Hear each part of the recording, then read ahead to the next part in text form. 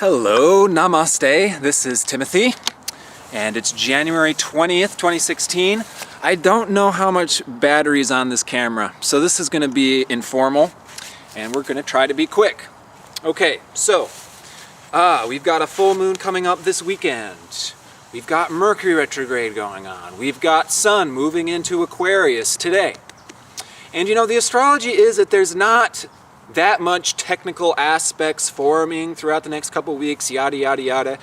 That doesn't mean that there's nothing going on. There is certainly some powerful aspects that are going on. We still have Uranus square to Pluto within a degree. Pluto is going to be stationing conjunct Mercury is going to be stationing conjunct Pluto this upcoming weekend. Really through the next week, Mercury is going to remain conjunct Pluto. So Mercury is our minds, our communication. He's been moving retrograde through the sign of Capricorn. And going into Pluto is like going into this penetrative deep end in our minds. I mean, this is a critical, penetrative, seeing to the core issues. Pretty serious, yeah. And Mercury is going to be square to Uranus, square to Black Moon Lilith. There is this restlessness that's going on. Sun moving into Aquarius today is restlessness. Yeah, the transition from Capricorn to Aquarius, Jeff Wolf Green describes this as a grenade within a steel box. Yeah, Capricorn is the steel box. Aquarius wants to blow these things out. So we already sort of have, and it's going to be happening slowly, I think, over the course of the next month, this Aquarian energy, because we also have Venus moving into Capricorn on Saturday. So it's going to still remain pretty Capricorn-centric for the next couple weeks, Mercury and Venus being in Capricorn. But let's talk about this full moon. It's an interesting full moon. It's not directly aspecting any planets, but once again, that doesn't say a whole lot. There is still stuff going on. This moon is at 3 degrees Leo, 8:45 p.m. on Saturday, this upcoming weekend. I believe that is the 23rd. And this full moon is going to be square to Mars. Yeah, Leo is square to Mars. So we do have some dynamic going on here. And the full moon is opposite to Pallas Athena. Pallas Athena is going to be moving into Aquarius on Friday. So the Sun and Pallas Athena are really conjoined together right now, moving into Aquarius. And this is creativity and brilliance. Pallas Athena in Aquarius is really seeing into the future, the perception of the future, using various alternative tools and so on and so forth. It's this very brilliant, futuristic, experimental, inventive positioning. And that conjoined with the Sun. I mean, we do have this creative, experimental, let's break out of the box, let's do things differently. And then, of course, we've got this full moon in Leo. And this full moon in Leo, this approaching weekend, this is just going to be bringing out this creativity, this passion, this spontaneity. And we're going to talk about this dynamic here because the full moon, you know, square to Scorpio, there is tension here, there's conflict here. We're dealing with contradictions, contradicting parts of ourself. Yeah, so the full moon in Leo is kind of gets its reputation for being the fun full moon of the year. We like to party, we like to blah, blah, blah, the stereotypical Leo. But Leo is, on a deeper level, our purpose, our mission. It's our self-esteem, it's our self-assertion, it's our confidence. It really is the ruler of the heart. It is a very loving and deep sign when we go all the way in it. And yet Leo tends to be this sign where we like to not get super deep into it because let's just have a fun time and let's enjoy. And you know, superficial Leo's a thing. And I'm going to talk about how I really encourage not doing superficial Leo this year, although we might be tempted to do so. And partly is because of this square to Mars. We got Mars and Scorpio. Mars and Scorpio has been in Scorpio the last couple of weeks, is going to be there for, you know, another month. And, you know, Mars and Scorpio is this spontaneous, ruthless, it is the way it is, this is what I want, give it to me now. I mean, Mars and Scorpio is passionate. And Mars by itself, just the energy of Mars, is this penetrative, instinctual desire. It's our selfish desire. Mars is originally our survival mechanism. What we use to survive in the world, defend ourselves as animals. So it's protection, it's defense, yeah? It's the warrior. But Mars in Scorpio is at its most instinctual, at its most unashamed, unabashed, yes.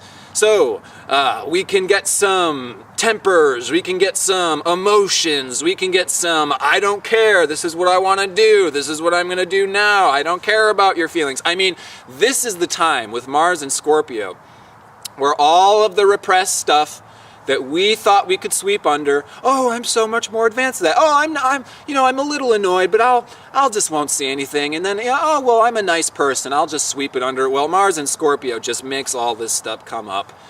And Mars and Scorpio may be the parts of ourselves that is not the most glamorous, yeah. I mean, this goes out to a spiritual demographic of people who like to meditate and, do the whole, peace and love type of thing. And Mars and Scorpio, Mars and Scorpio is kind of more, you know what, screw that. That's how I felt coming out to do this video. Just like, you know what, I don't feel like putting on a spiritual face, That's not who I am. That's not how I feel. It's cold out. This is bullshit. Whatever. I'm just going to come out here. The battery's about to run out. I don't even know. And so this Mars is just like, bah, whatever. Let's get it out there. And we want to make sure that as much as we have to respect these desires, we can't shove them under. Yeah, that does not work. Take it from me. The more you try to be pure, the more you try to be spiritual, and you sweep stuff under, it bubbles up. And then you turn into the asshole that you were always afraid of being and trying not to be. So, with this full moon in Leo square to Mars, which is, by the way, conjoined with asteroid Juno. And asteroid Juno is what we seek in partnerships. It's what we desire in the other. It's our, it's our committance. And here with Mars and Scorpio, yeah, I mean, there's some creativity with the Leo. There's also a lot of sexual energy going on. Sexual finesse and sexual tension. Sexual tension, yeah, that's Leo square to Scorpio. Leo and Scorpio naturally are square. There's naturally tension there. They're fixed signs. They are in their ways. Now, Leo, once again, is our purpose, our mission. This is what likes to fill us up. It's kind of like the life, the light within us. This is who I am, this is what I'm doing, it feels good to be an astrologer, it feels good to help people, I am a spiritual person, I love God, and this is Leo. And once again, that's kind of a superficial mocking tone, but Leo can be devotion to God, love, and giving, and creativity, and emanating our light. So of course we can harness this full moon, and we can take this creativity and this light and this purpose. And what this is ultimately going to be about is doing this in new ways. Venus moving into Capricorn does value to have some structure in my life, in my relationships. I would like to feel a foundation under my feet. I would like to feel safe on my own as well as with other people. And I'd like to feel when we're with people that there is this safety and physical foundation. Okay, now that with the whole Leo, Aquarius, Scorpio T-square, this is a very revolutionary and excited and tense and experimental, and let's do it differently. So while we should respect our desires, even if they're animalistic, you can't get rid of this stuff, you just have to acknowledge it, have these conversations. This is the week, these are the weeks to be real with our partners, with Juno, Mars, and Scorpio. Yeah, I mean, let the cat out of the bag, go wild, go and experiment. But the thing here is, don't let Mars run so far away that Mars and Scorpio are just like, I'm horny, so I'm going to go find someone to have sex with, I'm thirsty, I'm going to go to the bar, And while we are trying to find creative solutions to these instinctual reactions that come from a very deep part of us, we want to make sure that, we are trying to slow down and trying to keep our cool in the midst of this, but don't be in denial. Don't be in denial of any of the unflavorful blah, blah, blah. I'm not going to come out here and put on the spiritual bullshitter face. I'm not going to do that. So none of us need to do that, okay? And at the same time, this is an opportunity for us to really step into some creative potential, which means that there's a lot of energy coming out and it can feel tense and it's exciting. And that's the other thing, is this Leo full moon is when everybody likes to get carried away and, we get tired of the world sometimes. We get tired of even the spiritual roles. So let's go off and party and have a good time. Superficial Leo, okay? And while we can enjoy all that stuff too, I would just be extra aware that, after this full moon, the next full moon's in Virgo. Then we have a solar eclipse in Pisces with Chiron.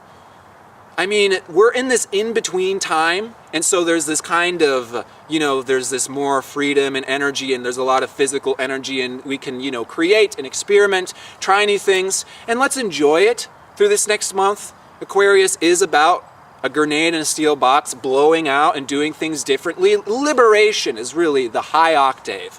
We want authentic liberation, which means that, we can't just run off with Scorpio the old way and do things the old way and expect that to really quench our thirst, yeah? The thirst here, the thirst is a desire for a kind of taste, It's like the Sabian symbol for this full moon is a formally dressed man looking at a trophy of like a deer or something, It's like this club type of feeling, and there's, prestige, and we're proud, and we have our trophies and all this. And this has to do with taste. And yet the taste of Leo and the taste of Scorpio are very different. The taste of Leo is like the trophy and the prestige and the nobility, and this is who I am, and this is what I do, and it's brilliant and it's inspirational.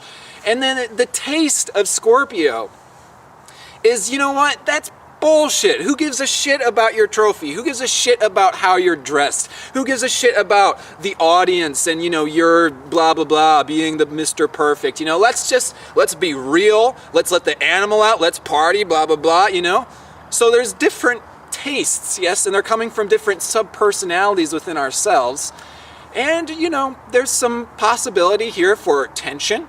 And this is a creative tension. This can be a synergistic opportunity for us to take the passion, the inflammation, the energy, the physical restlessness. Yeah, this is an Aquarius word. As we start feeling restlessness, let's do it differently. Let's experiment. Let's have fun.